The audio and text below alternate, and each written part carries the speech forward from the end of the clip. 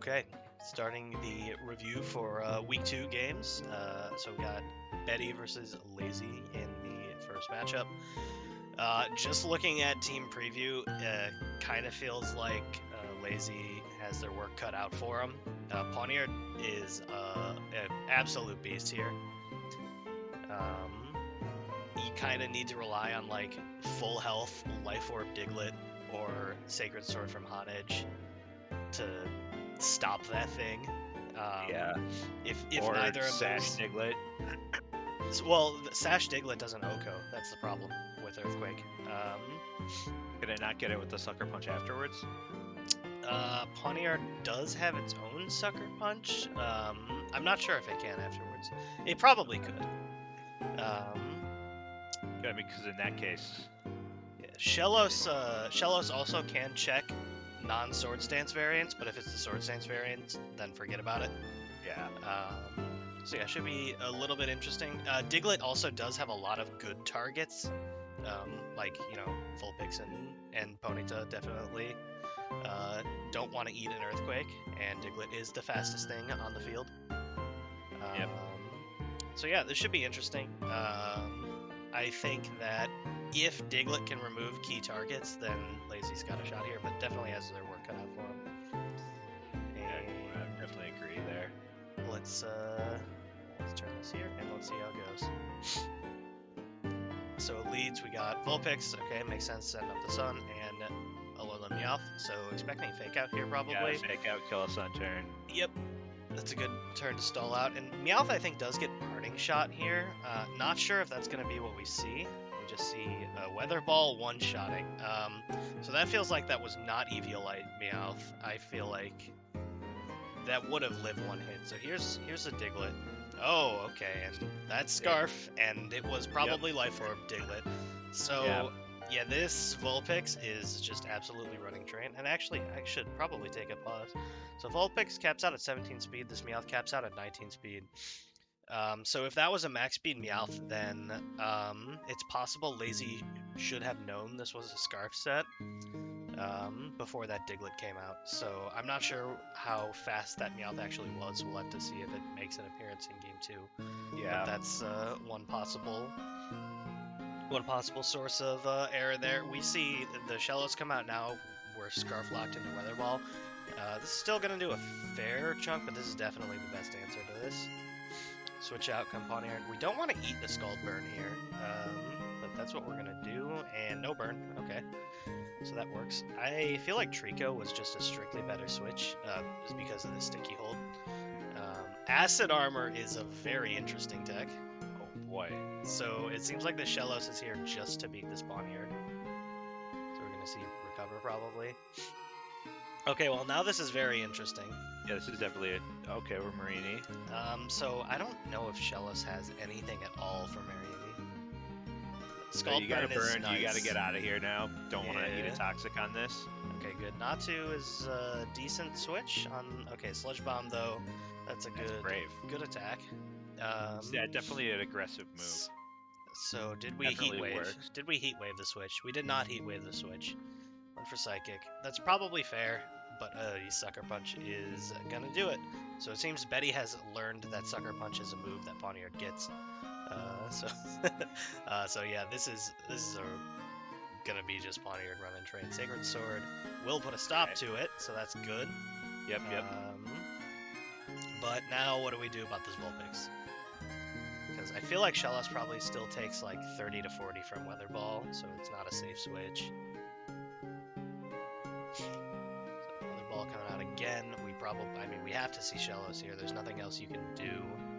Yeah, so you're gonna need Earth Power to put in some serious work. Okay, just in goes this fight. Trico.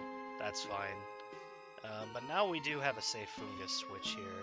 Not that I am... Oh, it's the Sword Stance, so it's probably Acrobatics for Fungus. So, yeah, this Trico is probably going to clean up here. So Betty is not aware of this, but one of the moves that Shellos can learn is Clear Smog, which is a poison-type move that has Haze effect. So spamming Sword Stance here is just unnecessarily risky. Yep. So If they it did does hit reveal you, they did reveal yeah. toxic in the last move slot, but if that was clear smog, then yeah, that just would have been a huge waste of time. See bullet here. Bullet seed here. We're probably gonna see acrobatics. Yeah, this should Or just be maybe it gets aerial ace, but okay. We are toxic stalling. It is acrobatics. So I wonder if this is itemless Trico or with like berry juice maybe. It's not berry on burden. juice. I can only hope that it's gonna be some kind of an item. It would have had to be berry juice, but we're at 43 and it didn't rock, so I'm not sure what we're waiting on. Yeah, I think I probably go Lumberry here, and then it becomes a really good switch into like Scalds and things like that. You get Lumberry your would item work. proc right away. Yeah, I think Lumberry is good, berry juice is good, but it was apparently neither of those. So I guess it must have been like Eviolite or some like Miracle Seed maybe, but you don't want that when you're using acrobatics. Either way, pretty clean win in game 1 from Betty. So other than like the Swords Dance spam, which was unnecessary until Toxic was shown, felt like Betty played that game really well. And yeah, I think the team matchup is just really hard here for Lizzie. Yeah, especially looking at a scarf full of picks. You're expecting that Diglett to kind of carry your team in this particular matchup, and to have it just gone is tough. Yeah, that's very tough. We never even saw the Ponyta either, so the Diglett really just couldn't do its job. So let's move on to game 2 and see if there is an adjustment made. We'll switch sides to keep it consistent. And yeah, let's see. So Diglett lead into the expected Vulpix, so this Diglett just has to leave now. Yeah. Which does. Okay, so I expect this to do like Energy Ball. That's a good neutral move, neutral read because it hits Diglett and Shellos, just in case it stayed. Did a ton of damage, and now we're gonna need a Toxic at this point. So probably just gonna be setting up rocks here, I'd imagine. Yeah, Diglett comes in on the Stealth Rock, but this Anorith can die now. It's done its job, so that Earthquake will take it out. So that shows it's not Life Orb, but it also was not Sash. So I guess it's Eviolite Diglett, which is a decision. I don't think it really does too much for Diglett personally. His bulk is basically non-existent. Okay, so Pawniard eating the Spore is very good for Lazy. That Pawniard is a menace. But speaking of menaces, so is this Vulpix. And so we're just gonna sack Diglett, I guess. Oh no. Sucker Punch. Oh, wow, that did a ton of damage. Get your chip, I suppose. Oh, what are the odds it's Banded Diglett? That's an option. Yeah, I suppose it could be Banded Diglett. That you know what? We can figure this out. Let me pull the damage calculator here. Let's go. That Sucker Punch did significantly more than I would have expected. Frankly, the Vulpix is probably. Yeah, I'm just doing like minimal bulk investment, just enough for 1 HP on the Vulpix. But no, that looks like that's a similar damage range to Life Orb Vulpix, which means it probably is then Choice Banded. Yeah, so like a Jolly Choice Band Diglett can do 12 or 13, which is about that 50% that we saw. So yeah, I'm thinking that's Choice Band. If we see no choice item, it does below 50% to no HP investment, or to minimal HP investment Vulpix. So yeah, that's a Banded Diglett. Good call. Fake out. I'm gonna stall out Sun a little bit more. Now this Meowth does just kind of have to go though. So I guess a Shellos switch. Attack somehow. Nah, he's out of there. I'm not sure why we don't switch Shellos there. I don't really see a reason to have lost the Meowth. This Natsu 2 is also not faster, but a Sucker Punch. Sucker Punch Natsu, huh? I did not even know it got that move. Understandable. Yeah, I didn't know it got that move. That's a neat tech, though. That does help. That won't be the first time that something like that happens. Special warning there. Okay, there, Flare Blitz. So Shellos should be able to tank Flare Blitzes here, especially now that the Sun is gone. So it should just be recover and then go out into Hone Edge. Probably cannot do much at all against this Trico. If Fungus has Poison move, this should force the Trico out. Or we're just gonna Swords Dance in its face. Yeah, there it goes. Definitely should have just gone Poniard there. It's asleep already. So, or no, it's not asleep. That was game 1. So, yeah, Poniard was pretty free. I don't know. Poniard fell asleep this game. Is it? Oh, it doesn't see. Oh, yeah, sleep turns to sleep. So yeah, yeah, Fungus can't do anything to Poniard when it's already asleep. Flare Blitz. Yeah, this Shellos is a hard stop, but this Mariani is also a hard stop. So yeah, let's kind of. I don't even see an answer to Mariani on Lazy's team at this point, unless this is Swords Dance on the Hone Edge. Even then, I think we just get like partial. Okay, so it is Swords Dance, but we got Sacred Sword, Shadow Sneak, and Iron Head probably. So not gonna be able to do a ton to Mariani. We dodge a burn here at least. We do dodge the burn, so that's Okay. nice. So, what do you even do? Because, like, you're going to get scalded. Okay. I don't think... Oh, we needed to Shadow Sneak there. Yeah, that's tough. Okay, so at this point, I think Betty pretty handily has it. There's just nothing that anyone can do about this Mariani anymore. Giga Drain will run out of PP before this Mariani goes down. Yep. Yeah, there's no amount of crits that can save you either.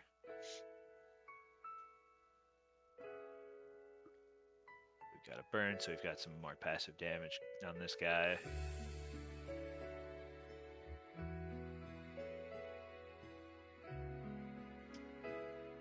Yeah, I think at this point what you need to do if you're lazy is switch to Shellos, get a Scald Burn. So these bonds both have Regenerator. So like at the end of the day, the Stealth Rock damage would win the game no matter what. But you can definitely make it a little harder if you get some passive damage on this and force it to use more of its Recover PP. Yeah. Just trying to brute force it with Giga Drain isn't going to do anything. Okay, so we do see Shellos actually come out, so that's good. So let's get a burn here. Even if you trade Scald Burns, that's fine. Fishing for the Sludge Bomb is better. Poison will do more damage than burn. Yep. I think really from a team building perspective, all you can really do here is give this Shellos Earth Power, I think. So looking at Lazy's other team options, we did have we have Zorua. Zorua might be able to learn some random special moves. Let's see, can I learn Thunderbolt? No, I can't learn Thunderbolt. So this Mariani is kind of just a hard stop to Lazy's whole squad, it looks like. Kabuto might be able to learn a ground type move, as you said. Shellos might be able to learn Earthquake, but it's already kind of starved for move slots just to do its job. I think we got to switch with what its role is in this matchup, or at least, you know, if you anticipate seeing fire, steel, steel, poison, right? Yeah.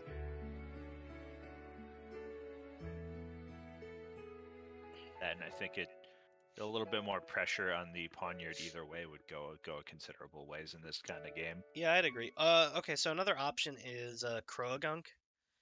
Croagunk does get Earthquake, so we could run physical Croagunk with Earthquake would be another helpful addition against Thunder Punch too. So those would have been other options. As we see, just passive damage going to do what it does. We're up to we still got 11 recovers on one side here.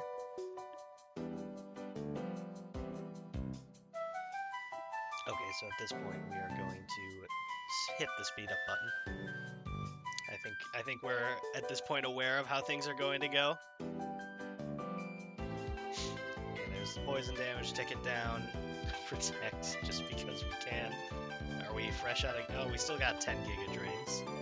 So we still got a little bit left in the tank here. Yeah.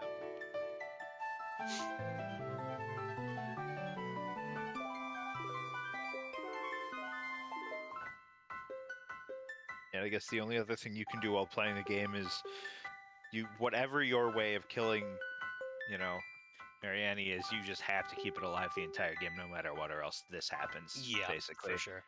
Win conditions are definitely a thing in a lot of matchups, and Marianne is definitely a win condition against Lazy Squad. So, second game was definitely a lot closer than the first game. Played with the Diglett nicely to get a KO, and at least some damage on the problematic Vulpix. So that was good. The surprise sucker punch from Nadu was interesting, but yeah, Marianne, a very, very hard wall to get over. So with that, we'll go to our second matchup, which was Nick versus Jellie.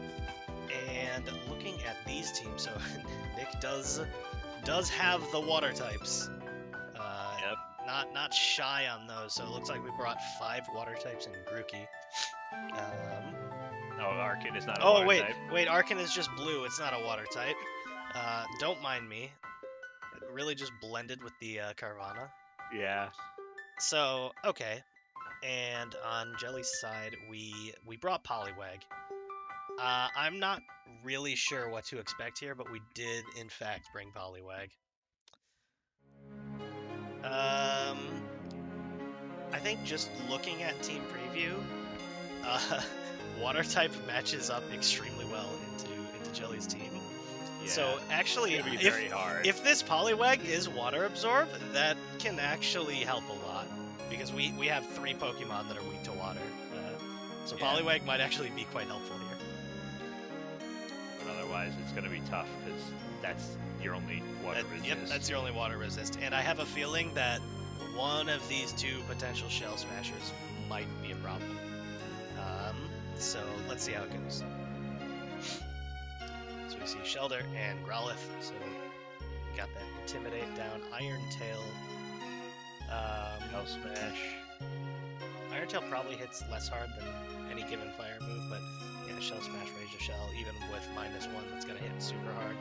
We go out to Auroros, which tells me that that is not water absorb on the Poliwag. So we're just gonna see 3 very quick KOs. I feel like you have to send Esper here after the first one if it's not water absorb to just try to hang on and get a Thunder Wave off.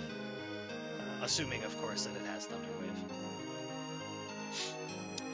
But right now, this is just looking like the Shelter is just going to 6-0 this team. Yep. The low kick in Little Cup is tough. It's not going to have much base power. All the Pokemon are small and light. Oh, we see a Razor Shell miss. Wild Charge. Okay. The sheep has Wild Charge. Okay, so that should be 1 Shelter down. That's good. Okay. We got Now their we Shelter. just have to get through Grookey somehow. Yes, and Grookey is or Arkin, which I guess is outsped by this thing. What did Scarf we? I guess it's Sheep? Yeah, I guess it's Scarf Sheep. It's a pretty spicy tech. Although I would have expected if it was Scarf for the Razor Shell to do more damage, but Fluffy is a hell of a drug, it seems. Boy, alright, well, we're itemless Arkin, turns out. No dual wing beat Well, in this house. it was Berry Juice. Oh, So, yeah. True. Berry Juice. So yeah, that was a pretty quick match. Definitely need to do something about the Shell Smash. So maybe again, I don't know if this Esper has Thunder Wave, but if it does, that needs to be the first thing out, just in case of a Shell Smash.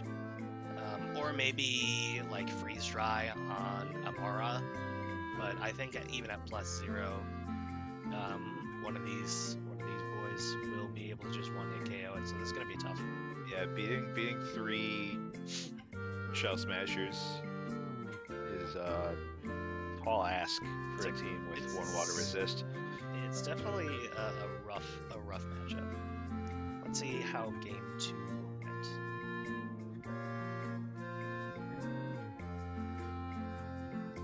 So this time we see Carvana come out first, which is interesting. And we see the Wooloo, so it's just gonna wild shot. So that's definitely a Scarf. Scarf Wooloo. But I think we probably should have known that. We got to protect on turn 1. Agree. Carvana in that situation. Even if you think it might be scarfed, Yeah. you just protect, make sure that you're gonna be okay. So 2 grassy glides here should be the end of this Wooloo. Actually, it will live one more. And Fluffy is nuts.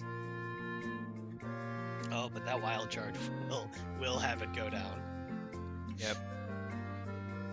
So what do we send here now? Probably Growlithe. Yeah, probably Growlithe. Doge. So if we have U-turn, it seems like that would come here, but no, we just go to the Ammonite. Eats a Flare Blitz, takes like no damage whatsoever. Does Growlithe get Wild Charge, or is that just Arcanine? It does get Wild Charge.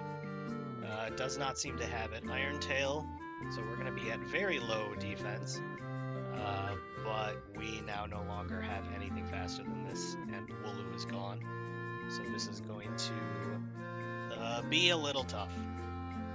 I don't think anything here has a priority move. Which Way can probably take exactly 1 Surf, so if it's going to have a move here to KO this. Yeah, even then, Rock move. Low Kick might work at half defense. Maybe. Let's see. Earth Power. Oh, yeah, Earth Power. Never mind. We're done here. No chance. So yeah, that's gonna be the end of the game.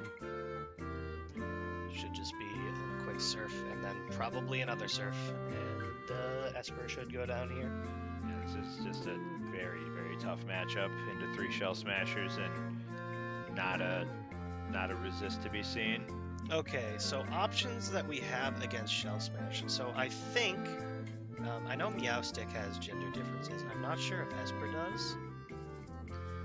It doesn't look like it. So that does make things a bit tougher, because I know one of the things Meowstic could do would be Prankster Encore. Yep. Which would be a lot helpful here. But Esper actually does not get that as an option. So that's difficult. So let's take a look at what else Jellie has. Okay, so Jellie does have Cottony. So I think Cottony definitely needed to come to this matchup. Yeah. So here, I'll actually just pull the set here. That would be helpful. All right, look at that, it transferred over because it's open in the other tab. So Cottony's ability Prankster gives all status moves +1 priority. It's also a grass type, so it's pretty threatening against the water sweepers. And it gets the move Encore, which if you switch this in on a Shell Smash, or basically like on turn 1 you can protect if you lead this, if you see Shell Smash, this forces them to just do nothing but use Shell Smash for 3 turns, which is absolutely massive. Cottony also gets some other interesting moves, like if you expect them to hit you down to 1 HP, Endeavor might be pretty useful when paired with Leech Seed, just for a little bit of passive damage. You Obviously, can use Substitute on turns where you know they're going to switch because they are on Cord. Yep, Substitute is good. You can even do something like tricking a choice item, like trick a choice scarf. Oh, it doesn't. Oh, sorry, Switcheroo. Switcheroo is the one. So Switcheroo forces a held item swap, so you could give a choice item that a boosting Pokemon might not want to them. So yeah, Cottony is very good into matchups where you expect to see boosters, just because of its huge utility with these moves. Obviously, you won't want to have all 4 of these moves on every Cottony. It has knockoff, it has Giga Drain, it's got Stun Spore, and I believe Sleep Powder as well. Taunt is another one that can lock it out of boosting moves entirely. It's just a super versatile Pokemon, and I think honestly, if I have Jellie's team, I bring Cottony to basically every week. It's just a very good mon. Yeah, I would tend to agree. It basically stops the cheese from happening, and on top of that, it's just a generally good mon. Yeah, so okay, so there's that matchup. So we'll move on to the 3rd game this week, which was my matchup with Zoey. So for this matchup, I brought Purloin. Which, so when I initially drafted this Purloin, I was under the impression that Sinistea got Shell Smash, and I was very worried because my team would just get blanked by Sinistea with Shell Smash. So Purloin was there for basically the same reason I just said Cottony was really good. It has Prankster and it has Encore, and it also has Thunderwave.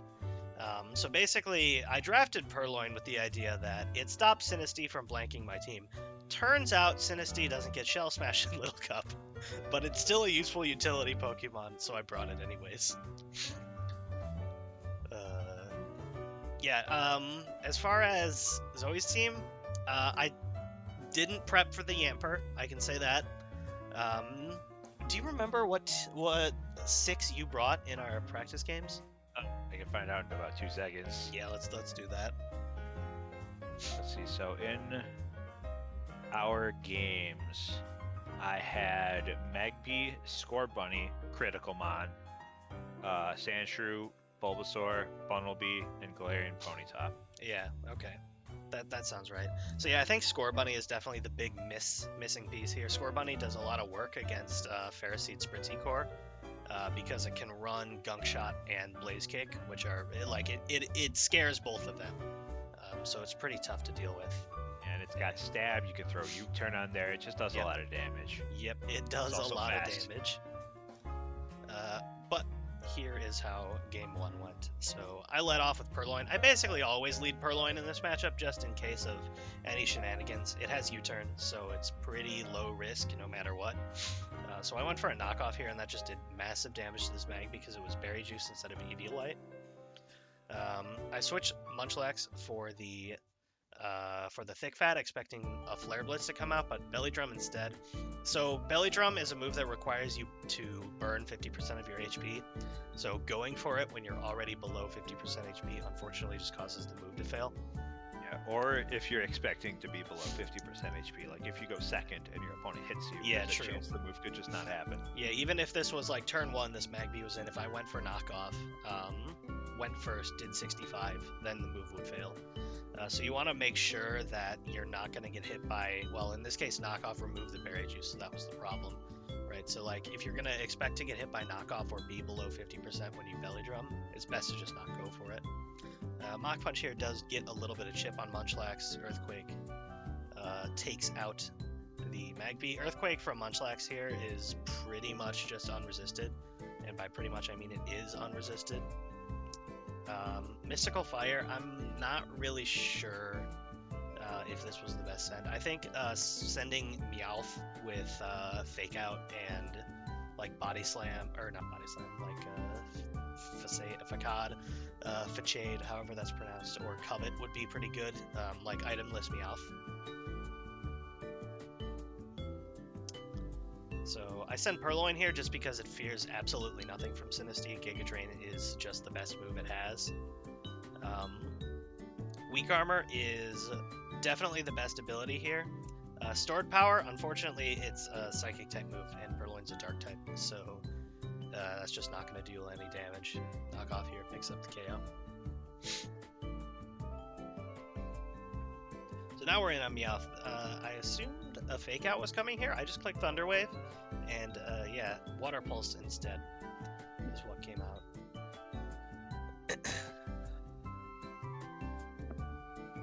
So seeing that this Meowth only has presumably normal and water coverage, I just went to Ferroseed because, well, it's Ferroseed. It cannot take any damage from that Meowth.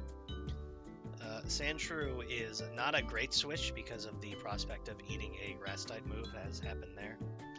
However, it does get my item at the very least. Yep. So yeah, Mystical. Getting the knockoff means that Mystical Fire has a chance of killing you now, thankfully. Yeah. Yep.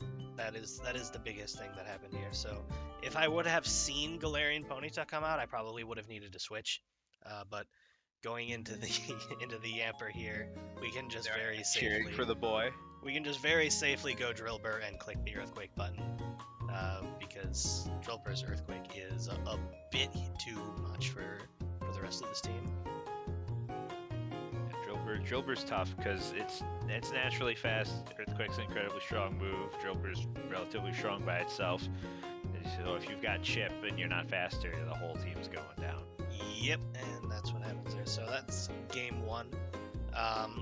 Yeah, so biggest things probably were the Belly Drum when we were below 50% and the Stored Power into a Dark type. without those two things, it's still a tough matchup.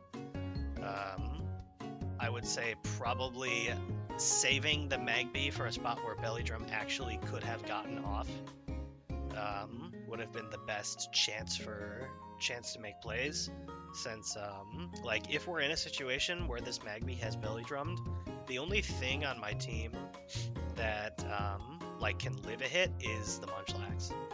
Munchlax can actually take a +6 Mach Punch from full health and retaliate, but like nothing else is safe at that point because it gets Thunder Punch for coverage against Frillish. So Magby is the big threat there. So I think game 2 would have been a good time to, well, basically see this Magby try to get a Belly Drum off in an opportune situation. So again, I lead Purloin here pretty much every time, just for the versatility. Knock off the Sinisty because again, this is just a non-threat to the Purloin.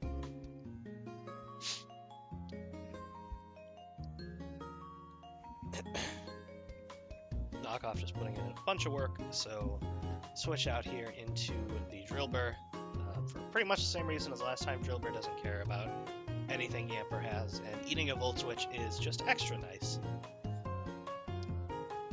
So the Meowth switch, yeah, it's kind of tough because, like I mentioned last game, nothing wants to take an Earthquake from this Drillbur. So the Meowth unfortunately just gets one hit KO'd cleanly. So now we're in a Ponyta. This thing can actually threaten a bit of damage, which I believe it will. But Mystical Fire is definitely the weakest move. Going for like a Psychic or a Dazzling Gleam will do more to the Drillbur. So I wonder if that Mystical Fire was just predicting a Ferroseed switch. Yeah, it's tough because you you have to look at Ferroseed and you have to look at the Dark type too, right? Yeah. So there's a couple of reads you can make. They're all challenging. I think in this particular case, it's pretty clear that, I mean, you've got a Mon advantage for sure, right? Yeah. Drillbur is tough to deal with. I think you just attack what's in front of you and kind of move from there. Yeah, especially since from my perspective, I know this thing has Mystical Fire, both because, well, I just know that that's a move it gets, and also it was shown in game 1. Yeah. So I'm never switching Ferroseed in on Ponyta. So you can pretty safely just toss out a Dazzling Gleam, and it'll do at least neutral damage to everything. Because I'm not putting Ferroseed in here no matter what, knowing that I could eat a Mystical Fire. Yep. And even if you do send it in, for example, on a Psychic or on a Dazzling Gleam, well, you just have to switch out next turn anyways. Yep. Ponyta's still faster with a fire move, so. Yeah, so it's good that you mentioned that, mentioned speed as well, because, never. If you notice, Ponyta is at 19 speed, and this Drillbur outsped it. So this is a Scarf Drillbur. Again, going along with what I've been saying, where nothing on this team wants to eat a Drillbur Earthquake. That's just to make sure that everything will eat a Drillbur Earthquake at least one time, because it's going to be faster than anything that gets sent out. So I preserve it here against a Sandshrew, knowing that I won't be able to take it out in one hit, and that Earthquake would do a ton of damage back. The Rapid Spin, it doesn't really do anything without the spikes or rocks up. So this is actually something she mentioned in voice chat during the game. She was asking about like the move that removes the spikes, and she thought it would remove the Iron Barb's ability. But it only removes the hazard, so if I use the move Stealth Rock or Spikes, that is what Rapid Spin gets rid of. So I was content to just sack the Ferroseed to the Fire Fang there. I didn't expect to live, but I did. So now this turn is actually really, really interesting. Because Ferroseed cannot threaten this Magby. So this is a prime turn to use Belly Drum. And what I wind up doing here instead is thinking, okay, well, if she's gonna go for Belly Drum, I have to switch Purloin to try to Encore it, right? So that's exactly what I do. I switch Purloin, expecting a Belly Drum and get Fire Punch instead. So she actually still had a play, because I mentioned Prankster Encore is a move that sort of stops these shenanigans.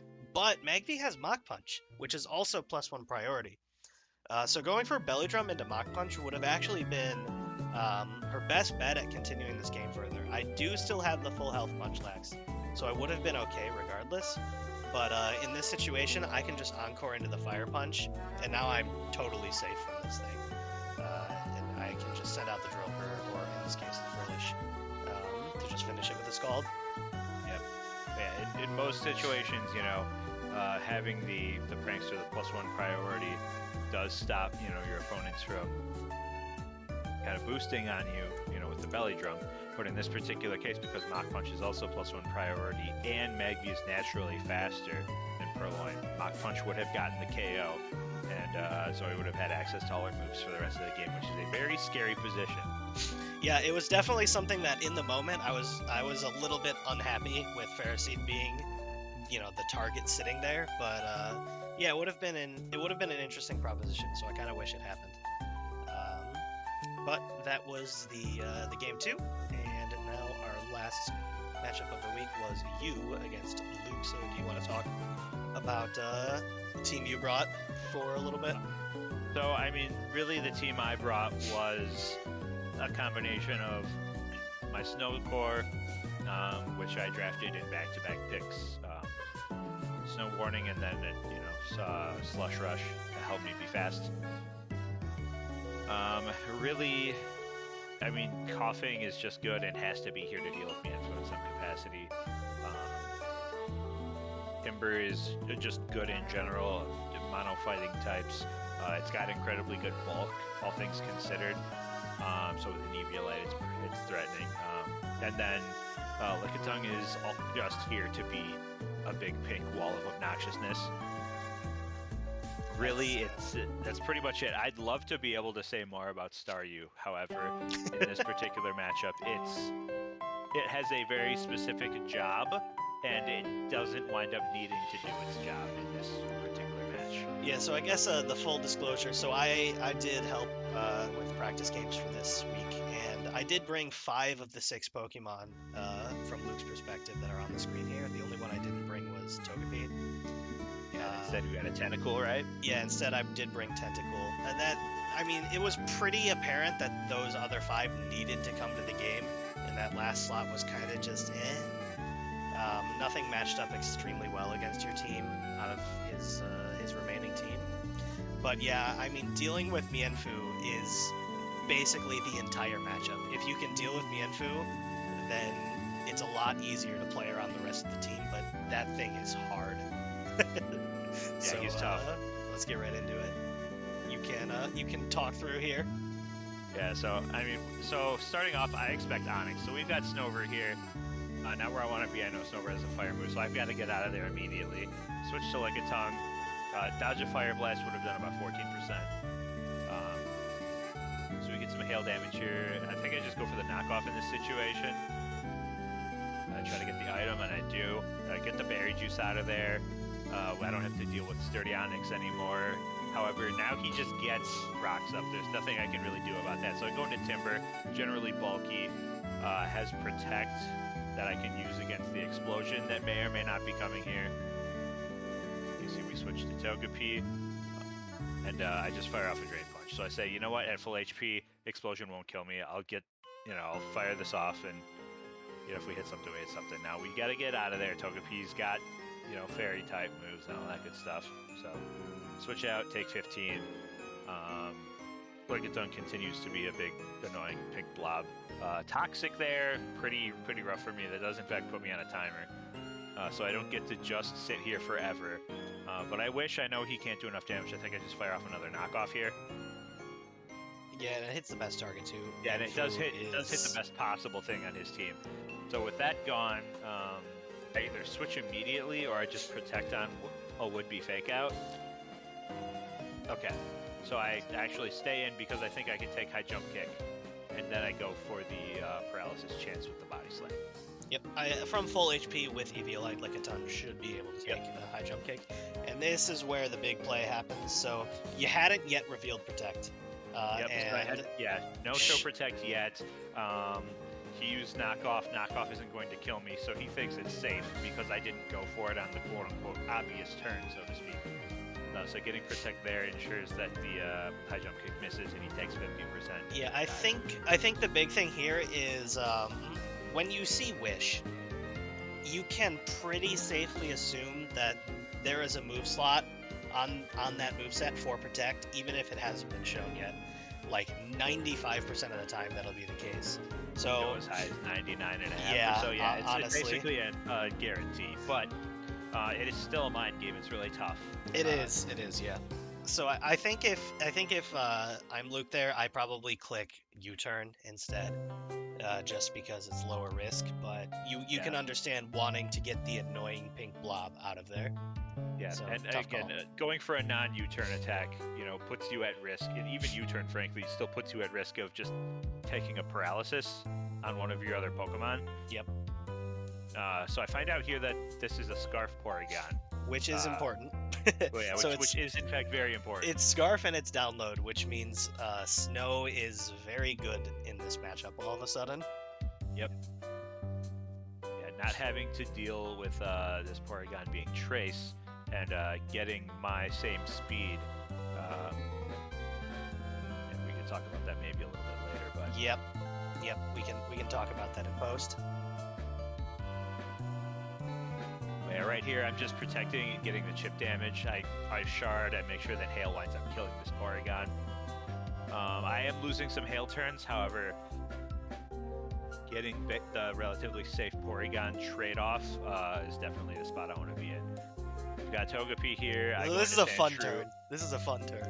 Yeah. So Ironhead not killing. Yeah, And Ironhead then the not Fire killing, Blast no coming flinch, out. and I dodge a Fire Blast. Now, two things. One, that Fire Blast would have killed me, no questions. Two, and I talked to Luke about this after the match right away. Togepi gets Flamethrower. You definitely just use Flamethrower in this matchup. 100%. Yeah, it's 4 times effective against the 2 things you want to hit, and you can be relatively sure that those 2 things, the Snover isn't going to have Eviolite because it wants to have the Hail for the whole, 7 turns. Or the 8 turns? 8 turns, yeah. Yeah, for the whole 8 turns, I'm you get just 3 in the more damage with an calculator. item. And then Sandshrew, likewise, probably isn't carrying Eviolite because it's supposed to be an attacker. My item doesn't come into play here, Yeah, I don't think. So just for full disclosure here, I did just run this. So even if you were Eviolite Sandshrew, after Stealth Rock, an uninvested Flamethrower from Togepi is a guaranteed 1-hit KO. Yeah. So yeah, you run Flamethrower every time. Yeah, so just so this doesn't happen, basically. Yep.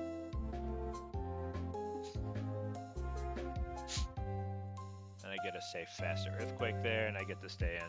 So that's really, really convenient. I've shown Earthquake. All of his mons now are not the greatest.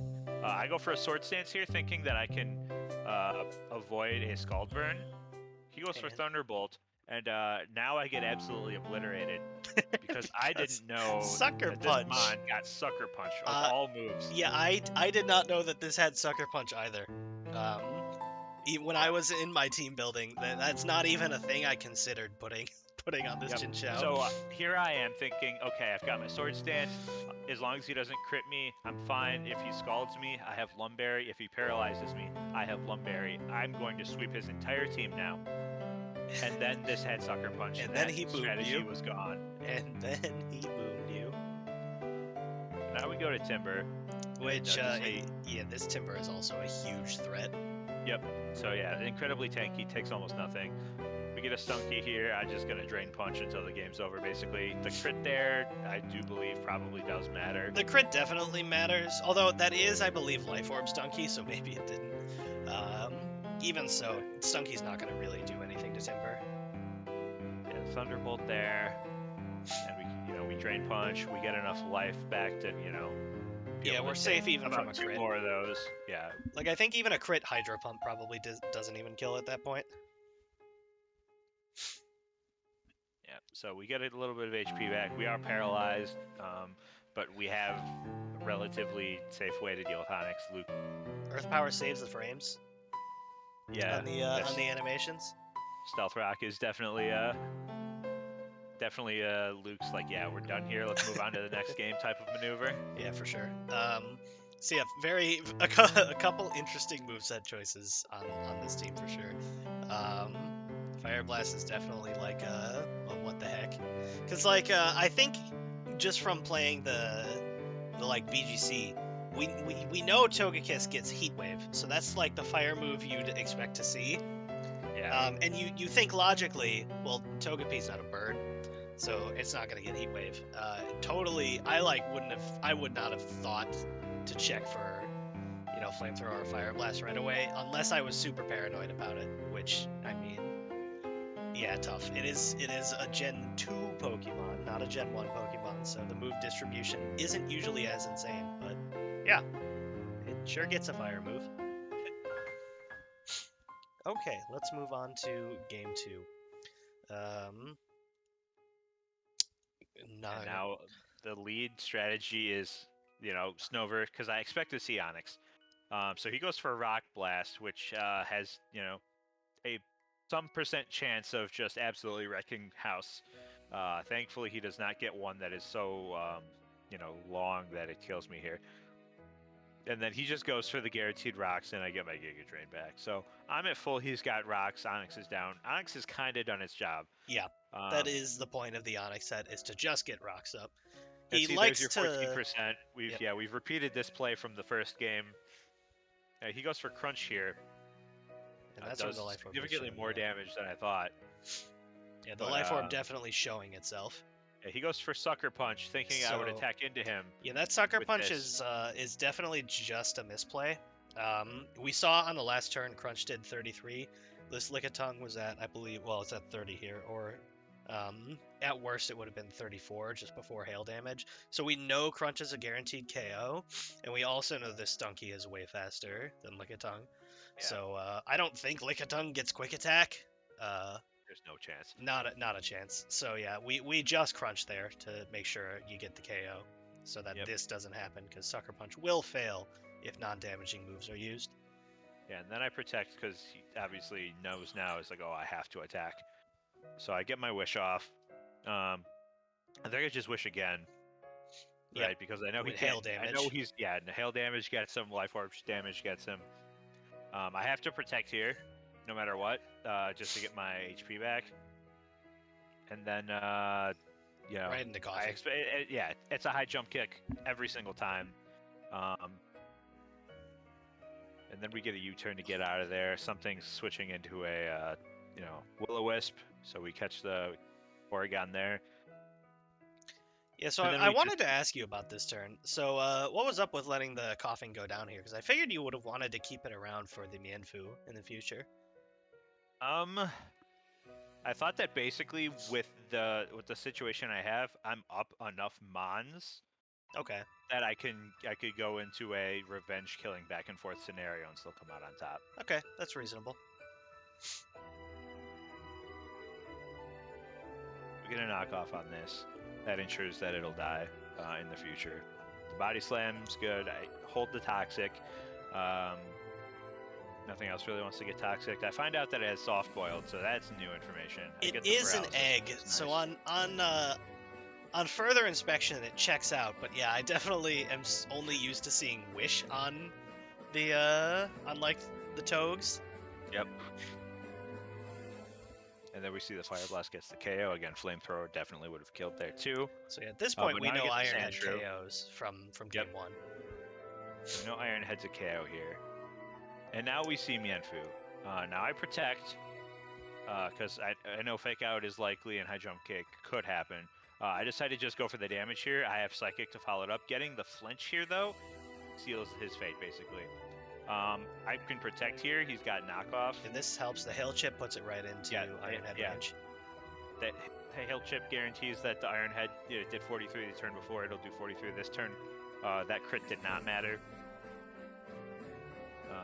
And then Sandshrew just goes down to a Thunderbolt there. But Yeah, I with think the you probably have to switch Mienfoo out for Regenerator. Absolutely. Yeah, it was the Regenerator That set. We know that for sure. It was holding Eviolite, has Fake Out. That's the regen set. So I think if you're expecting an Iron Head, which, showed that it was, and it was also necessary for it to KO, so you could reasonably assume that it was an Iron Head. You just go Chin Chow, just to, at the very least, to stall out a turn. And once you get the Regenerator heal, you're back up to like 80% HP or so. It's more like 73, 75.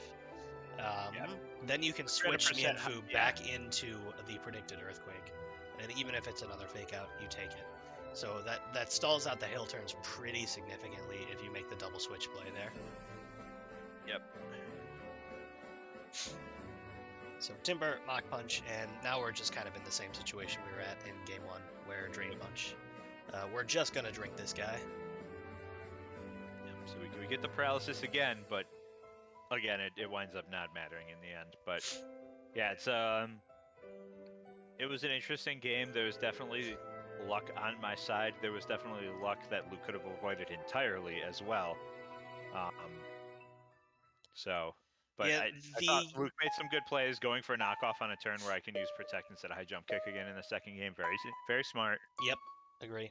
But yeah, I think a little bit more on the team building, and I'll let you kind of talk about the practice team you used against me, because that was incredibly challenging to deal with for this squad. So in our practice games, we went about 50-50 by the end of it. So the matchup was very, very tight, and the biggest difference we had in teams between the team I brought and the team Luke ended up bringing was this Porygon. So Luke brought just the standard Scarf download set. I put a lot more respect on this weather strategy, and I brought a Trace Porygon with it was an Eviolite set, and it was EV'd to make sure that it would take a +2 triple axle from the Sandshrew, and we had Sunny Day. So basically, Trace copies the Slush Rush of the Sandshrew, and at max speed, and I need to switch the level to level 5.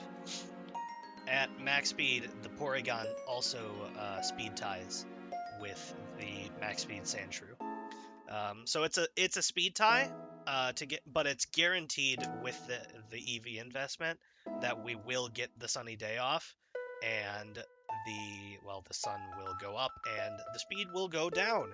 So it really makes going for the weather strategy a lot tougher, and it also makes you play awkwardly, having to preserve the Snover when in this matchup you could be kind of okay just letting it go down because you know your weather's uncontested. So yeah, the only other major difference is, I mean, the Togepi was obviously not here and you had the Tentacle instead. Yeah, but the Tentacle didn't really do anything ever. I found it kind of walled your Timber. That was about that was the bigger problem. So if I wanted to deal with it, I had to use Thunder Punch, and I would just generally work around it, right? Because I don't want to get a Scald Burn. So it was it offered an unapparent pressure, basically, in the sense that I had to play around it, I had to respect it, but because of the way that I have to play around it, it doesn't wind up doing a lot. It just makes the rest of the game much harder on me. Yeah, I think that's a pretty apt comparison. But yeah, that was really the only huge difference. Like I said, I brought these 4.